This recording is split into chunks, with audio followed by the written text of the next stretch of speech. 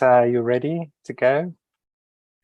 Okay, so you have half an hour and 15 minutes for the questions.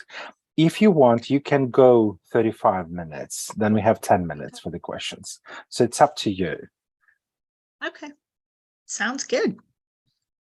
All right, let me just share my screen. Oh.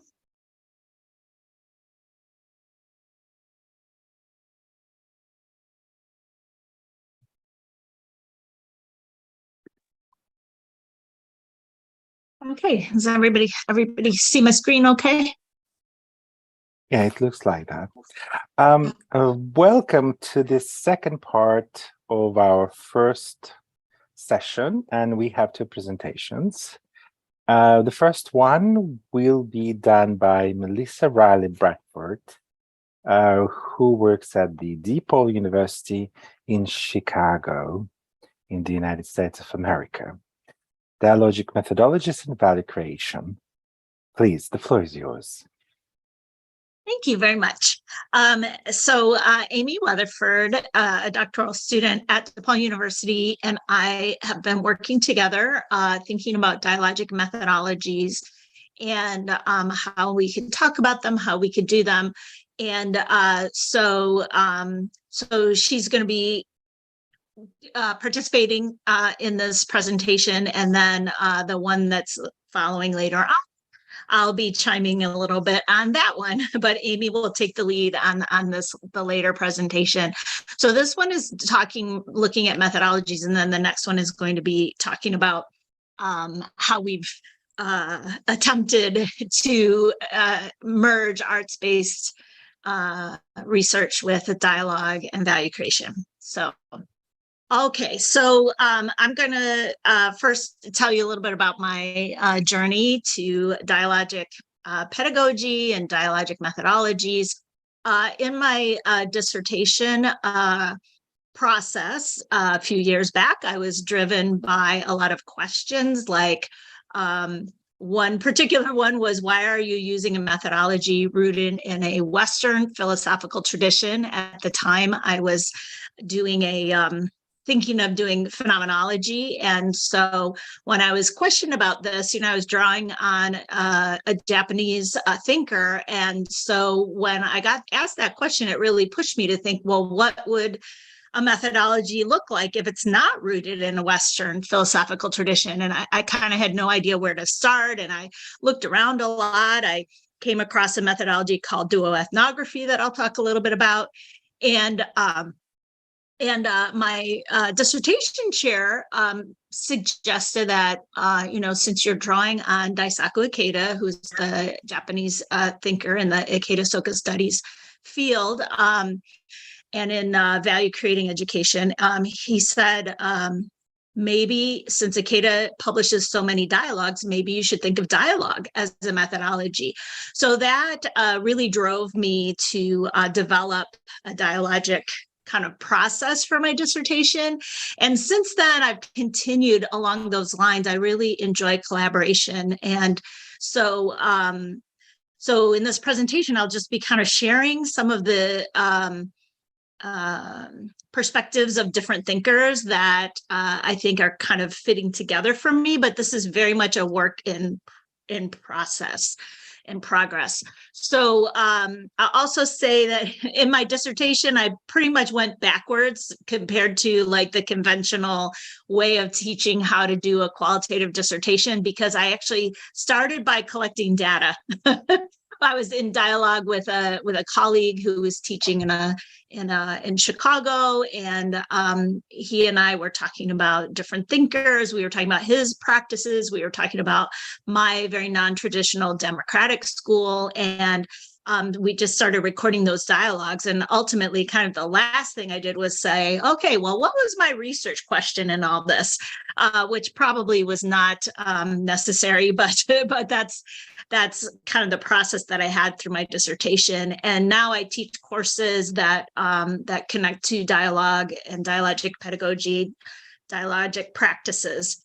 Amy, I'm going to toss it over to you to talk a little bit about your background. Sure. So my background as a student and then an educator is in music. I'm in our School of Music building now, and I'm right down the hall from the the brass studio. So if you hear some brass all of a sudden, that's what that is. But as a student in the doctoral program, I have these different topics that I'm interested in, and reached the point of trying to figure out if and how they all meet together. What happens at the intersection of these ideas. And so when in talking with Melissa and in trying to think through, well, how would I study arts-based practices with dialogue? And I was really fortunate in one of my first classes in the program, which was Melissa's leadership class, to have the opportunity to, we had an assignment where we got to choose a book, and one of the options was a book on dialogue. And so from early days in the program, found some opportunities to learn about dialogue, and found that there was some really nice overlap or just confluences between dialogic practices and how I experience engagement in studying music, making music, creating music individually and collectively. And that was something that I wanted to explore further. I then also found research on arts-based peace building education that really connected to some of the aspects of music making in terms of its social and historical foundations that I'm really interested in. And so this has really just been a process of trying to think through how to go about studying this, and how we can unite these ideas. Thanks, Amy. So I thought, in my own exploration, it made sense for me to look at paradigms. So I thought I would kind of share some different thinkers, resources on participatory paradigms, because I do think that applying dialogue to research is a participatory process on a number of levels. So Lincoln, Linham, and Guba talk about, the different kind of paradigms: positivism, critical, and then in their 2018 version, where they write about paradigms, they include participatory inquiry, or in a participatory paradigm, which came from Heron and Reason, and it's a very interesting kind of thinking in terms of how we know, how we exist, what we value, what we do. And so their idea, or their paradigm, this participatory inquiry, talks about an ontology that is both subjective and objective kind of together, and that epistemology it can be looked at as being experiential, presentational, propositional, and practical. So kind of trying to break apart, how we, not break apart, maybe that's the wrong word, but look at epistemology from a number of perspectives. And then the methodology is based on cooperative relationships between researchers, co-researchers. So participants are typically thought of as co-researchers in a participatory worldview. And then the axiology affirms the primary value of practical knowing in the service of human flourishing. So, in the Lincoln, Linham, and Guba article, they argue that no research is value-free, that there's always some axiology there, although it may not be explicitly stated. So in the case of participatory inquiry, it's very kind of basic notion that if we're doing research, it is should be, the purpose of it is, to serve human flourishing. Some other ideas that really informed my thinking, Barbara Thayer Bacon writes about relational epistemology and also relational ontologies, and she looks at a lot of non-Western perspectives. And Miriam has a nice book on non-Western ways of knowing and learning to kind of give us different language, or kind of try to think of worldviews that are not rooted in the Enlightenment kind of perspective that Eugene talked about. And so this also had confluences with Ikeda's notion of anthropocosmic humanism. Ikeda is a Japanese thinker. He has founded International School System, and he is a leader of an international Buddhist world peace organization. So he argues for this notion of humanism that decenters the human. So it acknowledges inherent dignity of all living beings, not just human beings. And along with that, this idea that the world is fully interrelated, interconnected, and that everything that all phenomena is or has originated dependently, or sometimes it's called dependent co-arising.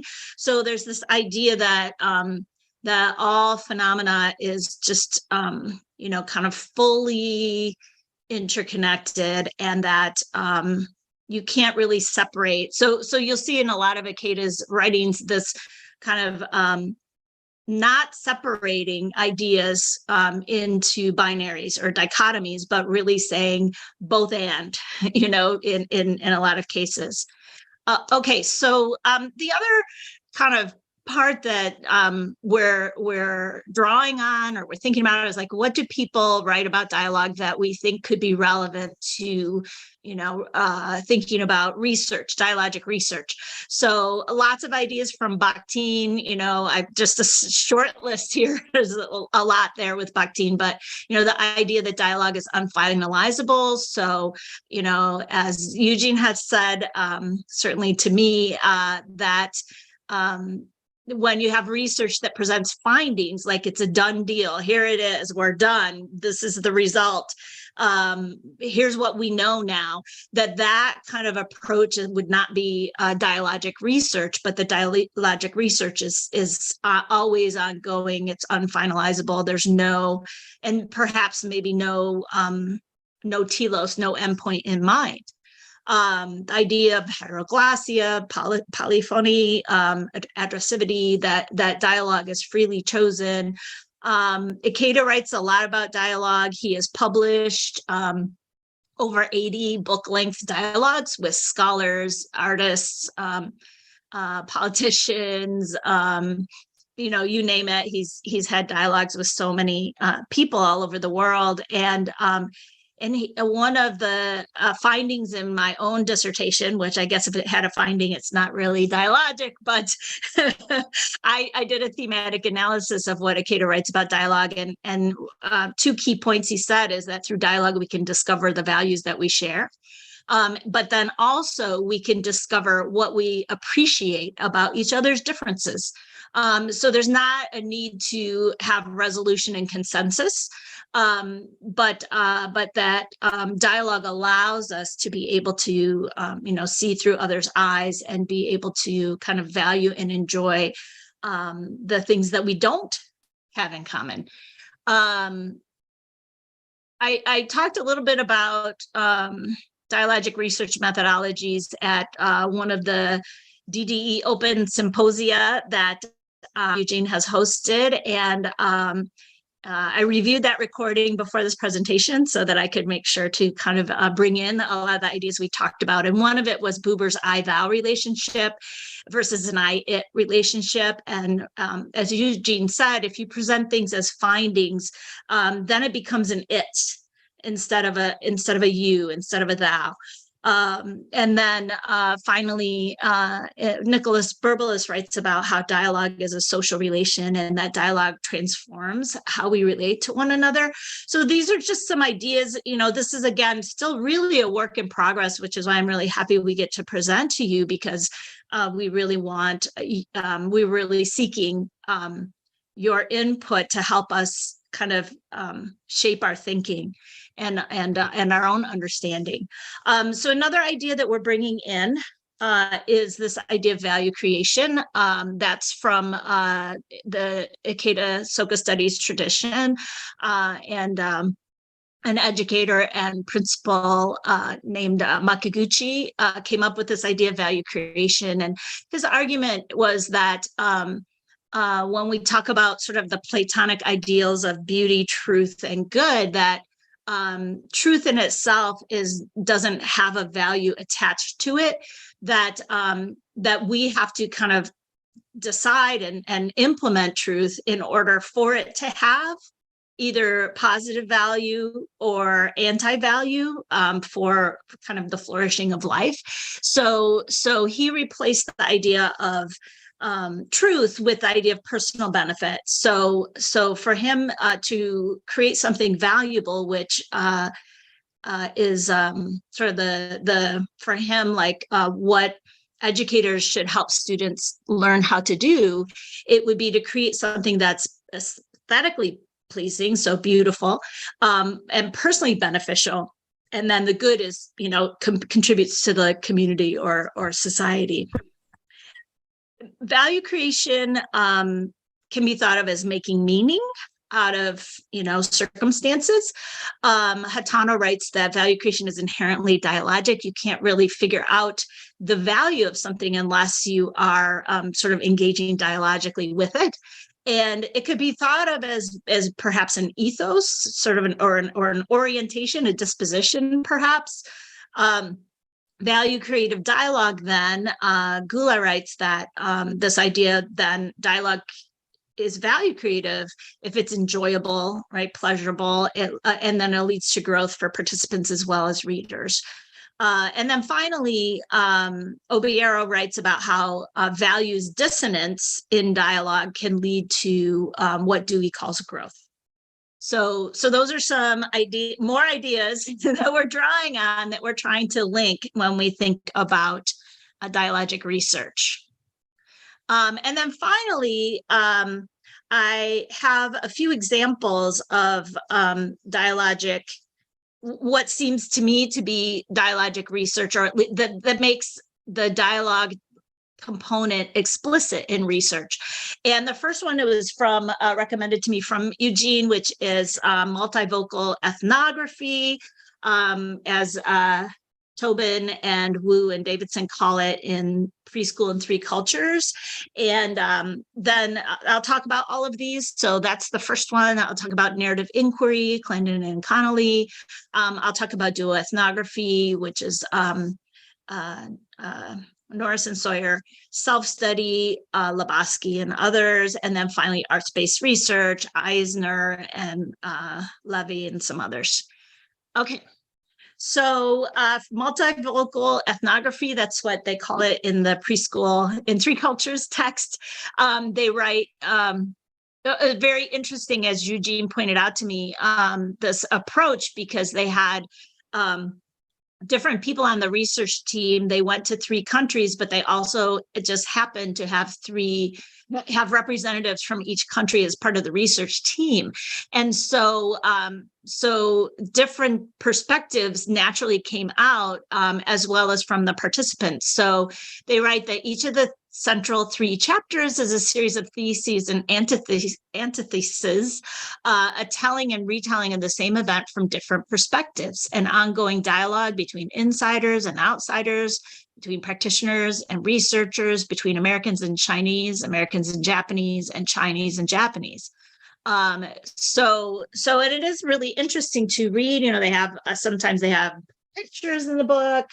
And this is something that I found is kind of in common with a lot of these methodologies, incorporating pictures. Sometimes there's even videos, and different voices are really made explicit. Narrative inquiry is another one that I think can be thought of as incorporating dialogue. They talk about the idea that experience is relational, continuous, and social, and that's very foundational to narrative inquiry. They in some places, I think people make explicit connections to dialogue within narrative inquiry. It's thought of as a collaborative process between the researcher and the participants. One example is Ming-Fong He's text, A River Forever Flowing, which is a very interesting book. She worked with two other Chinese expats who were in Canada and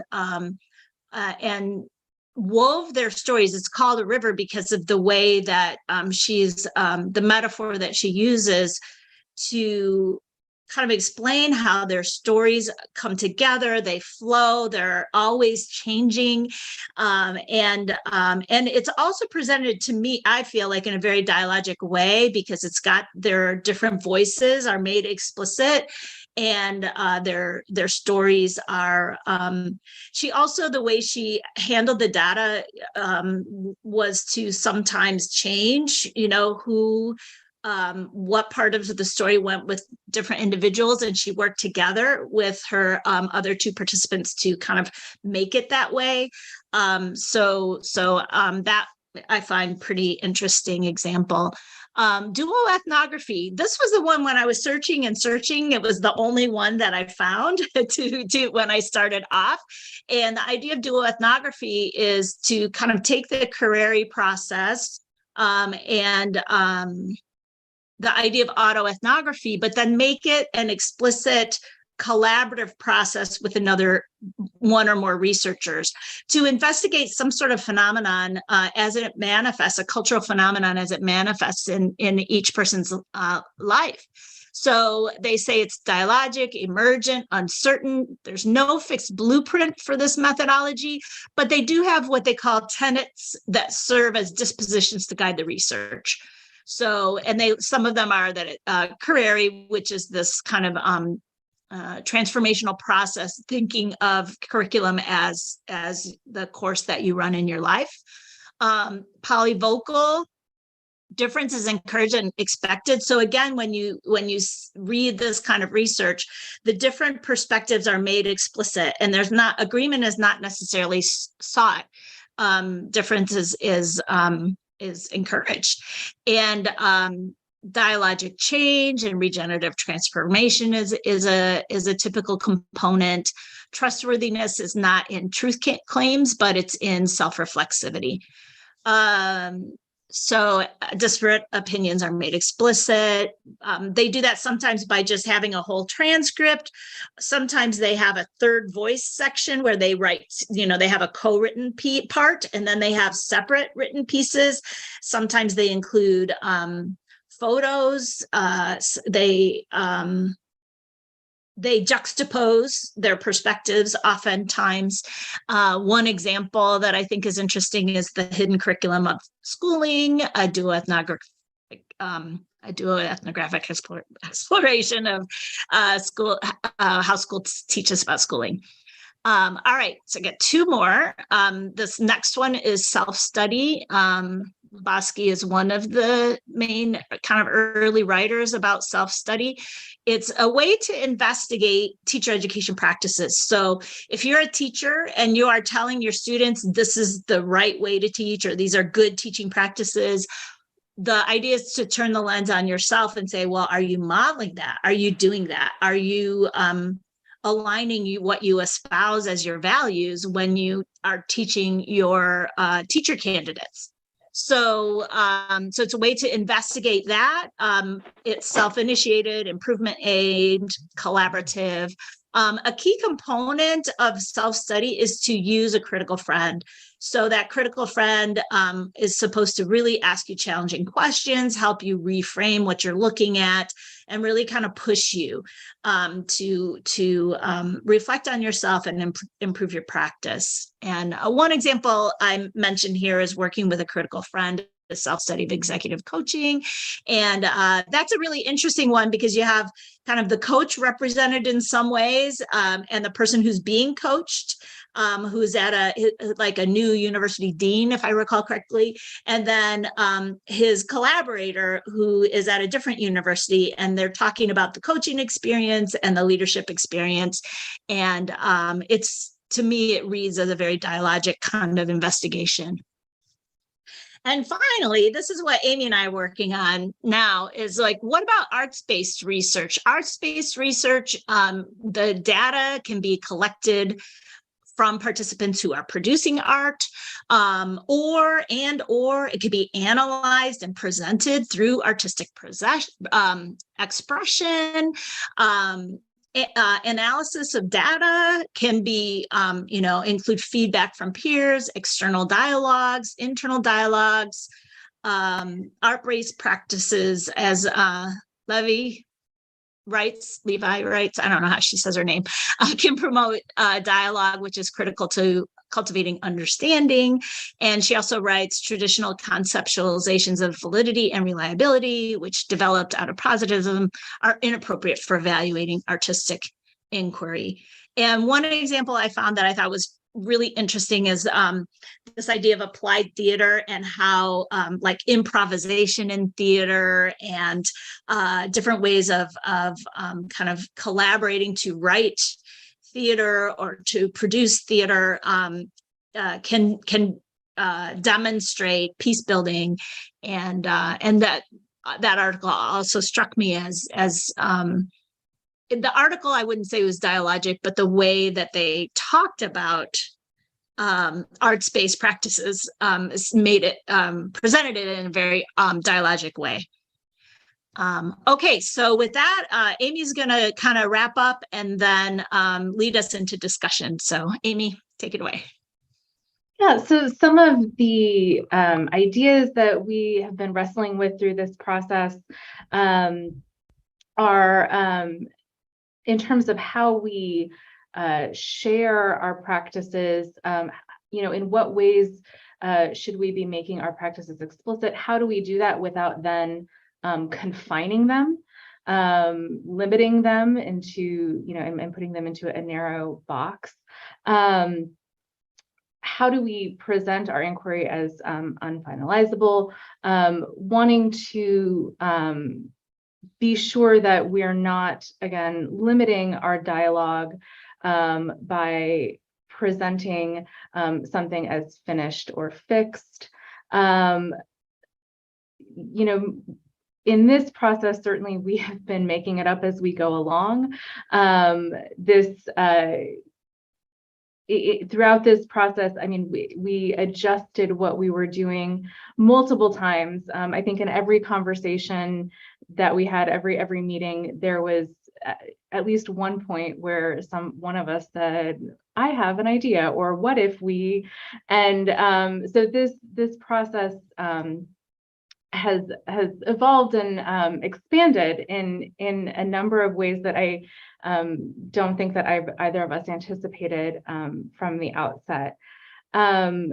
Thinking through what are the tenets of dialogical inquiry. So Melissa has gone through some of the key tenets of some other approaches to inquiry, and so what would we identify as the key tenets of dialogic research?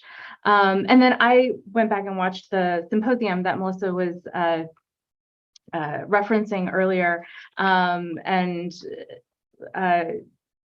the discussion about how looking for patterns or themes in dialogue is how it creates that I-it relationship, and that raised a lot of interesting questions for me, both in terms of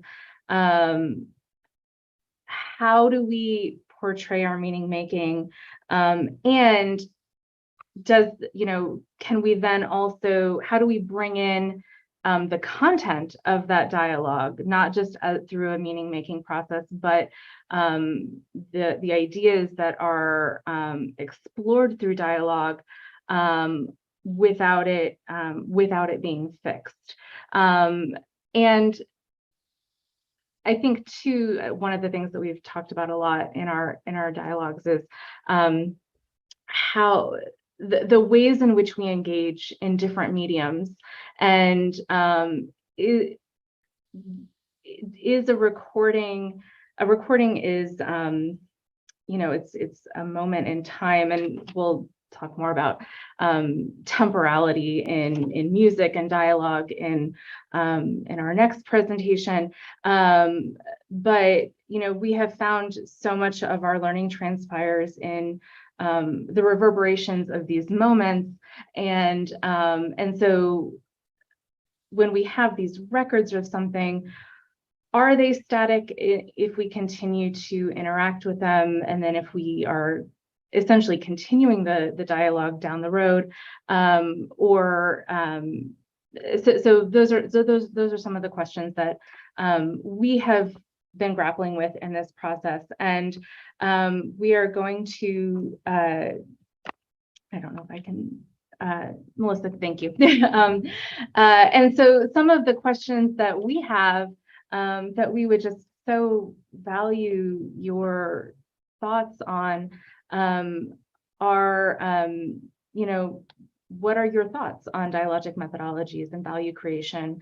How do you, especially for me, I mean, this is completely selfish. I'm trying to figure out my path for my dissertation and trying to figure out how to approach these studies. And so I would love your thoughts on dialogic methodologies, on weaving arts-based research into that, and then both here and later, I guess we can share a little bit about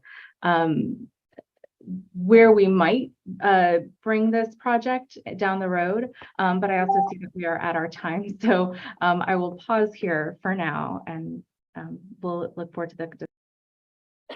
Thank you very much, Melissa and Amy. Now we have time for comments and questions. So if you want to comment, if you want to ask a question, please show it with your hand. I mean, hand on the Zoom. Use raise hand button. Thank you.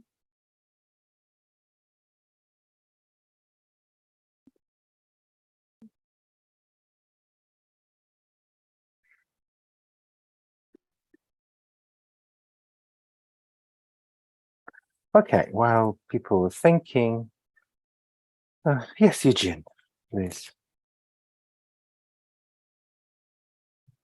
Thank you. Just I need to raise my. Okay, thank you.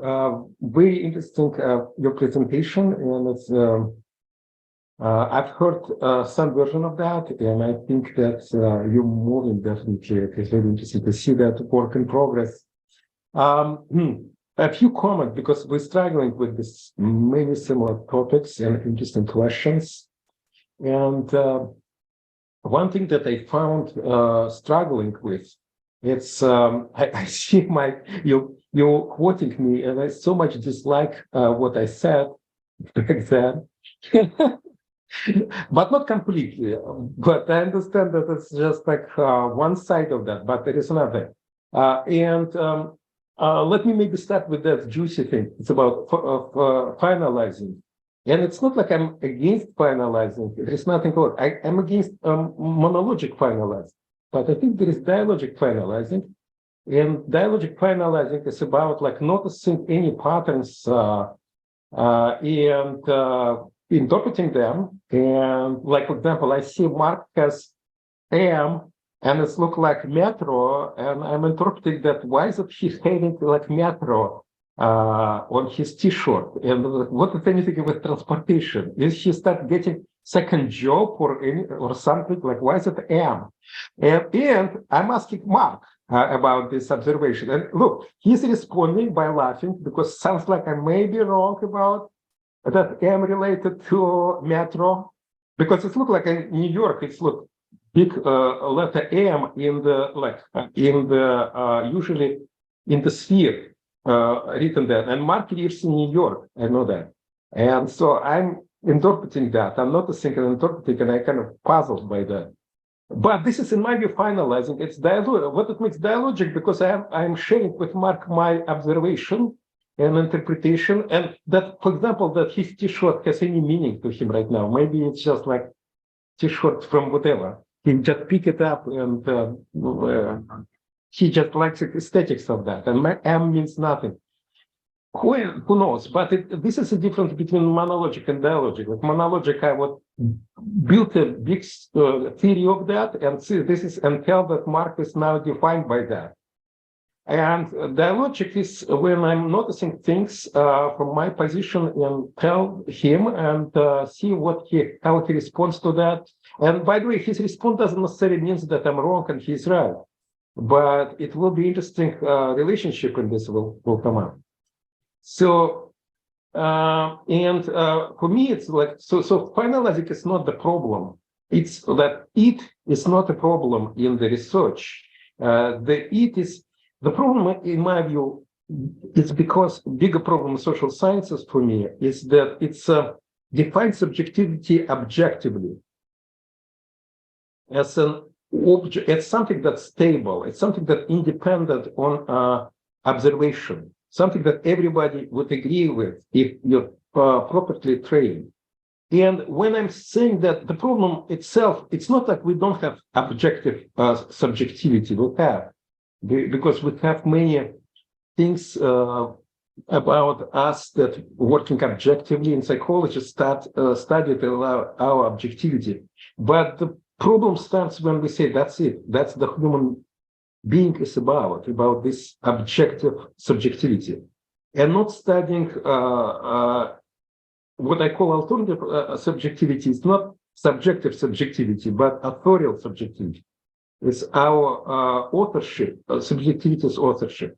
And in my view, better to study that authorial subjectivity is engaging in dialogue with it, with that subjectivity. And that's the only way to do that. So in this case, I'm not against positivism. I just want to limit that, because positivism asks questions like, very important questions like, what is it? You see, so focusing on it. What is it? And how do you know that it's it? What's the boundary of that it? How do you know that it's objective it?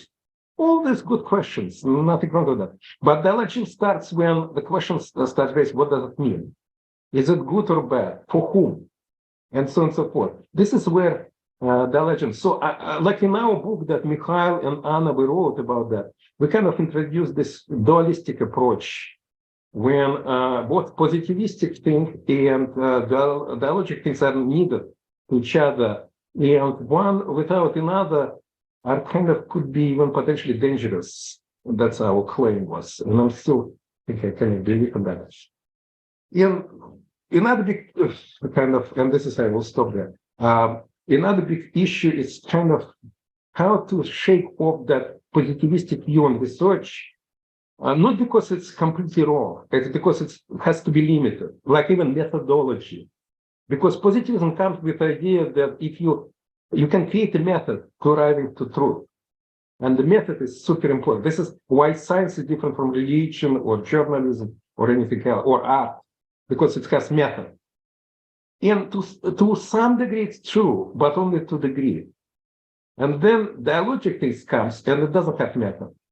And that's why, again, in our book, we call it dialogic research art, not a method.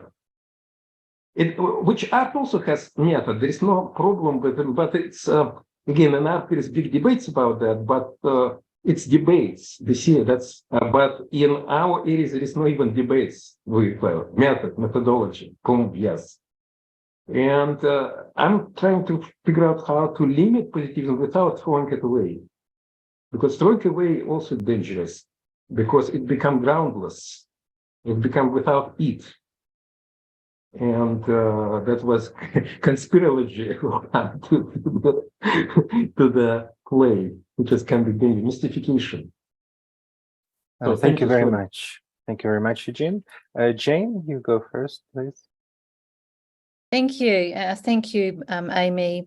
and just trying to remember your name, and Melissa, for your presentation. I really think that you have highlighted a problem, an issue that many students at your stage, and in fact, many of us at all sorts of stages of trying to engage with dialogic understandings are at. And my first question to you to think about, and I don't expect you to answer it right now, but what is your understanding of methodology really lies at the heart of this, because there are many different methodologies. And I think it's really a case of understanding, engaging with those in terms of their paradigmatic, epistemological, ontological, axiological bases, and trying to understand where you see that your work sits, rather than perhaps trying to squeeze your work into a certain methodology, sort of like the other way around, giving you a bit of a freedom, I think, to then explore, which would be, that to me sits at the very heart of what we mean by dialogism itself. I've just been listening, Reese just come from another conference, Philosophy of Education, where we had heard from Rosie Bradiotti, who's a post-humanist, and she was arguing very eloquently for subjectivity from a different standpoint than what one might argue if you were taking a Bakhtinian stance, for instance. And I was also thinking your question to us about how to weave this into an arts-based education. I think too, another source of provocation perhaps might be in understanding, like Bakhtin's earliest engagements with art in his own studies, and how he grappled with understandings of the image, which I'll be talking about later, and understanding how, for example, we can engage with the image from a non-objectivized stance, which again takes us back to a dialogic entreaty. So I think it's that, should I say, intellectual labor rather than a fitting, that I would really encourage you to, and all of us, I guess, to be thinking about, rather than sort of becoming obedient to a certain way of thinking, doing, and being in our research that then binds us to a sets of shoulds or should nots, and dangerous statements that we might wish to retract later, which we all do. That's the notion of the dialogic loophole, isn't it? So yeah, I just really would invite you to think about what you're meaning by methodology, because it isn't a binary. It isn't a case of dialogic methodology or positivistic methodology. There are multiple methodologies that you can explore, and even now anti-methodologies. So you really have to decide for yourself what speaks to you and how that speaks to your project, rather than the other way around. Thanks. Thank you very much, Jane. Anna? Hi, I just wanted to add to that. All a very interesting research, a very interesting presentation, and the issues that you are raising.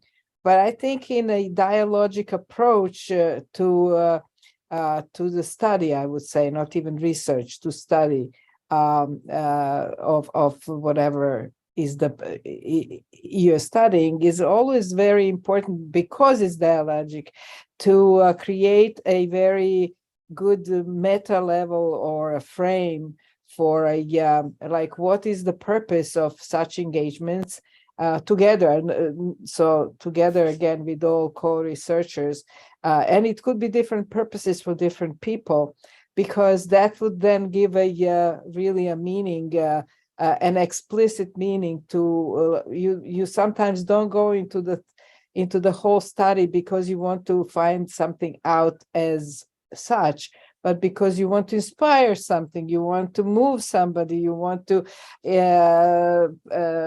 provoke somebody. So there are different purposes, and I think purposes and goals as a meta level constantly have to be dialogized together with whatever is the object in the just really philosophical issue, like what's the subject matter that you're dealing with.